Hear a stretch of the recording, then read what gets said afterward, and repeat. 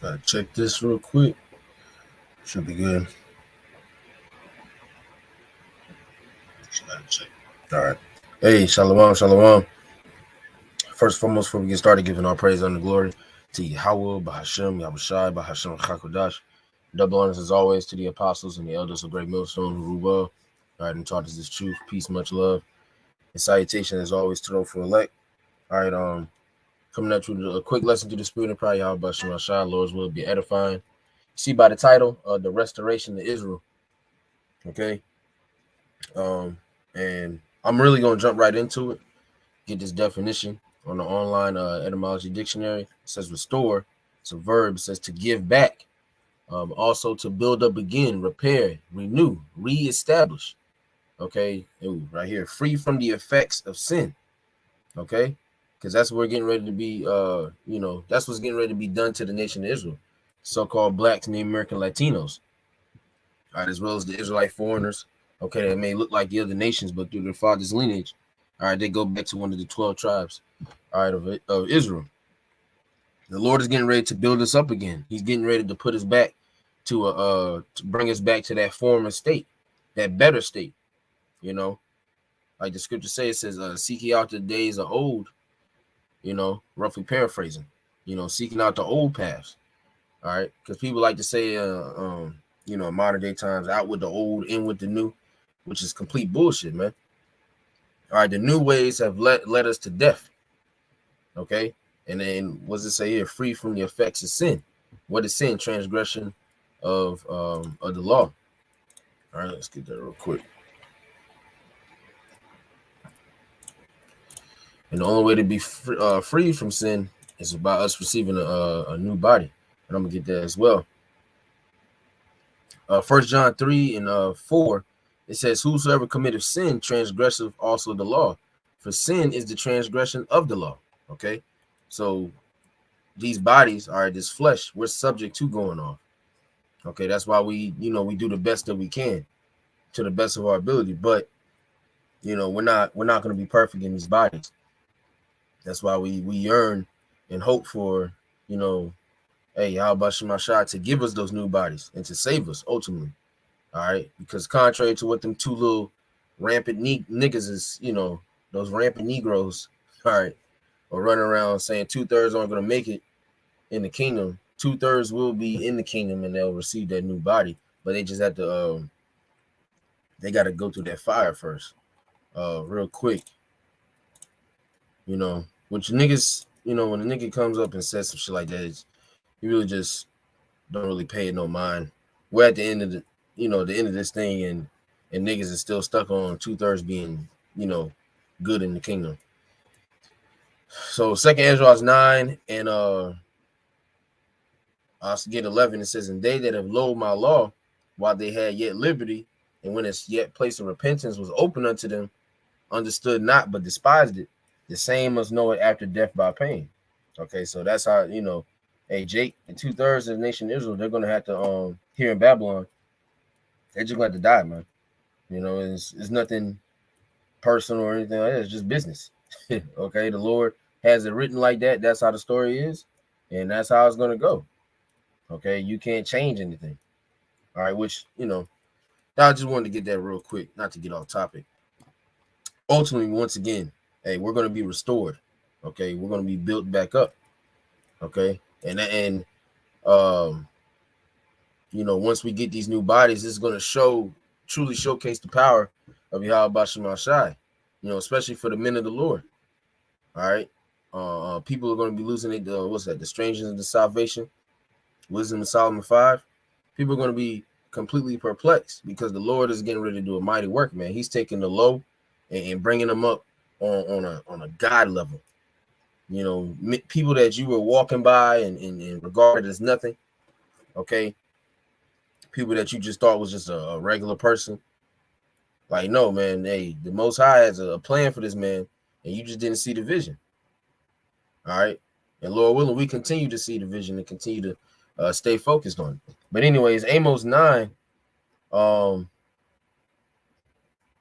I'm gonna start at 11. It says, "In that day will I raise up the tabernacle of David that is fallen, and close up the breaches thereof, and I will raise up his ruins, and I will build it as in the days of old.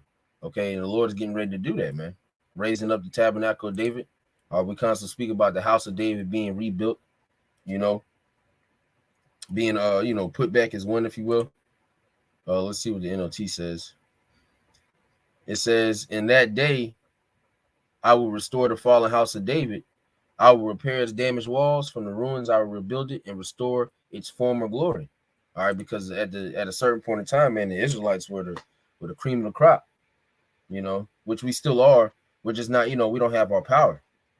The scriptures speak about that, how the heathens, roughly paraphrasing, they would tremble based off, they serve the God of the Bible.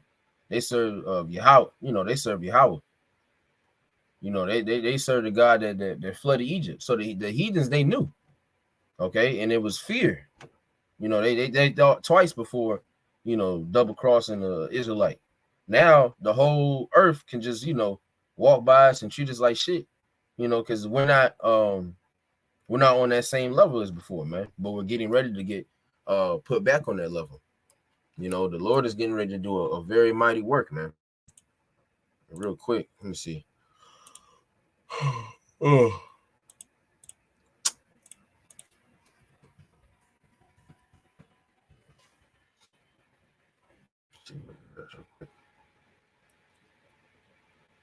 Zechariah 12. What's the? That's okay. Zechariah 12:8. It says, in that day shall the Lord defend the inhabitants of Jerusalem, and he that is feeble among them at that day shall be as David, and the house of David shall be as God, as the angel of the Lord before them. Right. And we know that, King David, he was a very mighty man. Okay. All those wars that he had to, take place in. Okay. Shit. When that example, when he was getting Saul's daughter, and because he initially sent him out, Saul sent him out, to get the foreskins. I can't remember the amount. But yeah, he sent him out, basically it was like a death mission. And then David came back with, I believe, doubled, maybe tripled, or ultimately he came back with more than, the initial number. Let me see if I can look that up real quick. Bear with me 1 second.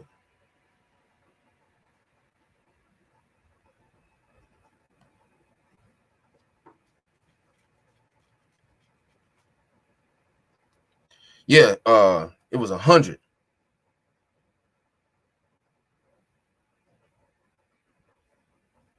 First Samuel 18 and 25. It says, and Saul said, thus shall ye say to David, the king desireth not any dowry, but 100 foreskins of the Philistines, to be avenged of the king's enemies. But Saul thought to make David fall by the hand of the Philistines. Right. So it was a setup. He didn't expect him to come back with this. And Salaki, I'm kind of everywhere, but just wanted to make this point. Verse 26, it says, and when his servants told David these words, it pleased David well to be the king's son-in-law, and the days were not expired. Wherefore David arose and went, and Salaki, he and his men slew of the Philistines 200 men. All right, so he doubled it. And David brought their foreskins, and they gave them in full tale to the king, that he might be the king's son-in-law. And Saul gave him Michal, his daughter, to wife. So yeah, like I said, he tried to set him up, but hey, King David, he said, 100 shit. Him and his men went and brought back 200, man, showing you that, hey, David was a very mighty man. So when it says that feeble among them at that day shall be as David, hey, even the weakest link, what I'm saying, of the house of David is going to be like David. And what? The house of David shall be as God, as the angel of the Lord before them.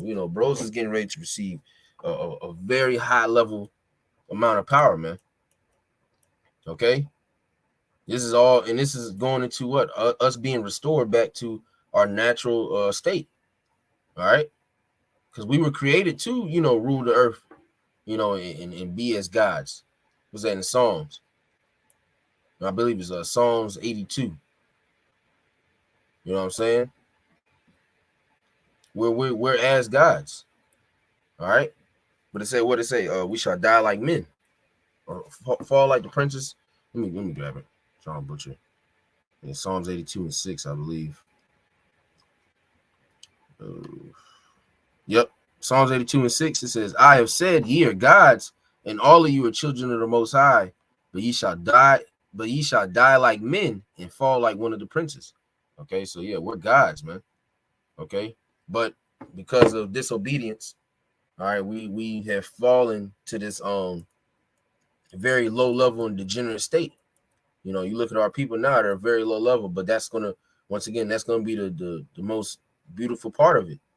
All right, Yahweh Shema Shai bringing his people essentially from the dust, okay, and putting them up in a position of power, man. Okay, real quick, I'm gonna grab this. Let me go ahead here. 37. Did I type that? Nope. Ezekiel 37. I'm about to dry bones. In verse 4, it says, again, he said unto me, I'll start at 3. It says, and he said unto me, Son of man, can these bones live? And I answered, O Lord Yahweh, thou knowest. Again, he said unto me, prophesy to these bones, and say unto them, O ye dry bones, hear the word of the Lord. Thus saith the Lord Yahweh unto these bones, behold, I will cause breath to enter into you, and ye shall live. All right, the breath of life. Okay. Verse 6, and I will lay sinews upon you, and will bring up flesh upon you, and cover you with skin, and put breath in you, and ye shall live, and ye shall know that I am the Lord. Okay, and this is us being restored, okay, to Yahweh Shema Shai. And it's starting here. You know what I'm saying? It starts with us waking up to the truth, getting the names back, okay, understanding who we are as a nation, and ultimately your purpose on this earth. What Ecclesiastes 12 and 13 is to fear the Most High and keep His commandments. Okay, but then we're getting ready to do this process. We're getting restored, all right, brought back, if you will, to the Heavenly Father, man, and His only begotten Son. We're getting ready to be put on a very high level. Okay. Amos 9 and 12, it says that they may possess the remnant of Edom and of all the heathen which are called by my name, saith the Lord that doeth this. Right. And we're getting ready to do that as well. Okay. We're going to be gods on the earth. We're going to be the next ones ruling. All right. Everybody that, everyone that's ever ruled the earth has had slaves. So we're going to possess the remnant of Edom and of all the heathen. So the other is 18 nations spoken of in the Bible. The top nation being the nation of Israel. The other 17 nations will be in subjection to the nation of Israel under Yahweh Shai. Okay? That's biblical prophecy. That's what the Lord wants. Okay? That's what we want. But most importantly, hey, that's what Yahweh Shema Shai has written. So who are we to try to come up against it? Which for some reason, for some unknown fucking reason, the 10th wonder of the world, Jake is still trying to include the heathen when the heathen has never included us. So Jeremiah 30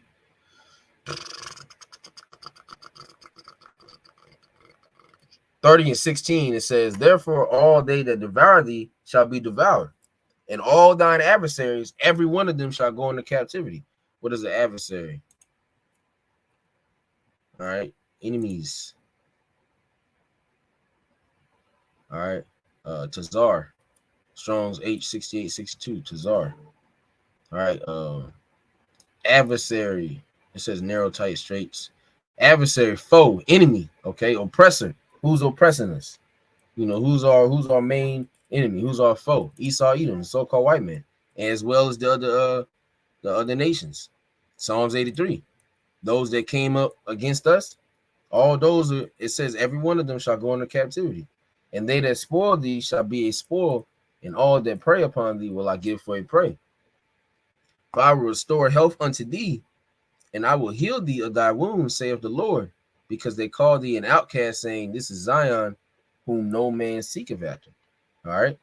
It says, thus saith the Lord, behold, as a matter of fact, let me see. Let me make sure. Yeah, okay.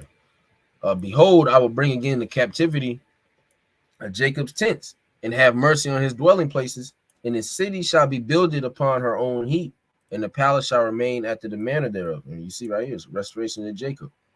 All right. And out of them shall proceed thanksgiving, and the voice of them that make merry. And I will multiply them, and they shall not be few. I will also glorify them, and they shall not be small. We're getting ready to be put on a high level, man.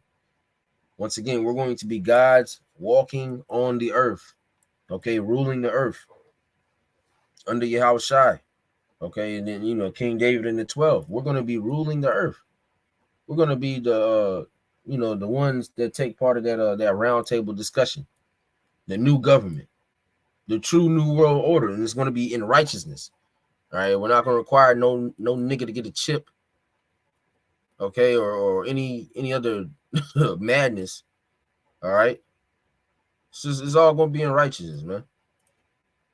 Verse 20 said, their children also shall be as aforetime, and their congregation shall be established before me, and I will punish all that oppress them. And who's oppressing us? Who has oppressed us and continues to do it? He's starting with Esau, Edom, the so-called white man, Amalek, okay, and once again, all the nations, man. So all these nations have, and shit, even our own people, 2/3. That's why they have to, you know, go through that destruction. You know, because they're gonna be turning the prophets in. They're gonna be, you know, calling them up to be, you know, killed or put in jail, tortured or whatever. Okay. Shit, it's certain times Jake oppress you more than the damn heathen. You know, which is a damn shame, but hey, that's why brothers be saying that, man. You know, during that time, hey, bro's gonna be jumping over Edomites to get to you niggas, man. Because it starts with the house of Israel. First Peter's 4:17, I believe. Okay, we're just talking about, you know, Jake that's in the know. All right, but even with them niggas, guns at Passover and shit like that is not going to be tolerable in that day, man. That's why, bro. Hey, man, shit. You need to be in the right spirit, or it just ain't gonna work out. Okay.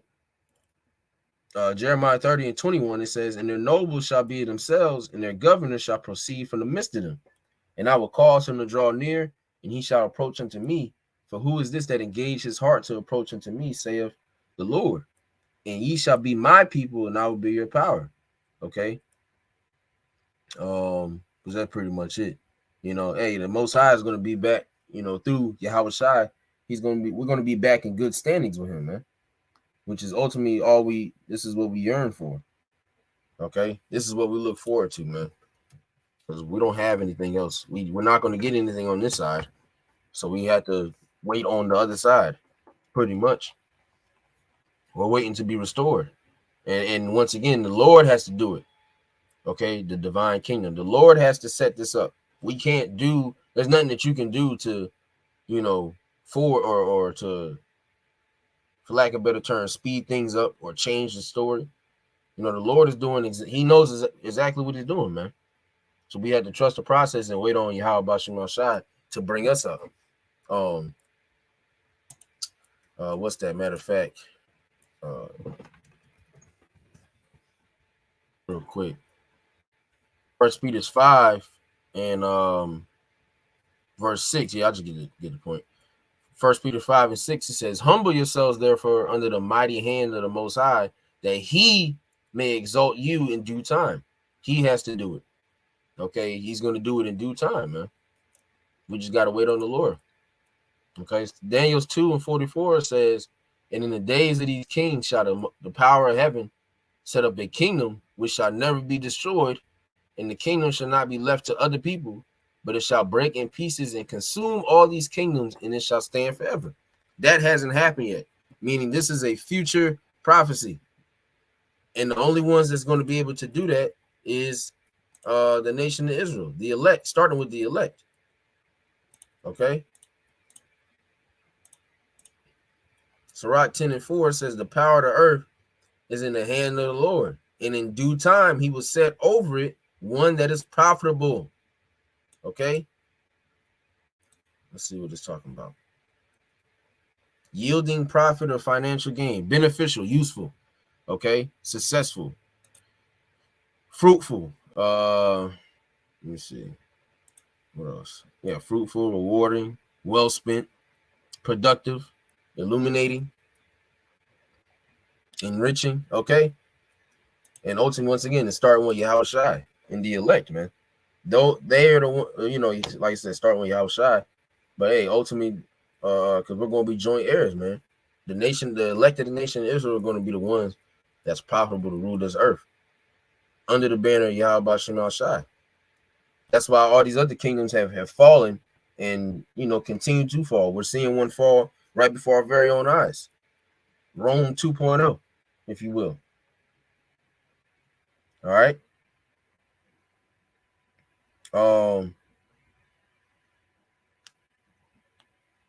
And that was pretty much it. Yeah, that was pretty much it. That's all I had. So yeah, I just wanted to put that on wax real quick. You know what I'm saying? The Lord's word is edifying to the elect. All right, man, we're getting ready to be restored back to, our former ways, man. Our former stature, if you will. Status. Okay. Back in the garden, when life was good. So we just gotta wait on Yahweh Shema Shai, man, and continue to pray and hope that we're kind of worthy. So Lord's will is edifying to the elect. Before we close, once again, giving all praise and the glory to Yahweh, Bahashem, Yahushai, Bahashem Chakodash. Double honors once again, as always, to the apostles and the elders of Great Millstone, who we were and taught us this truth. Peace, much love, and salutations as always to the elect. To the next one, Shalom.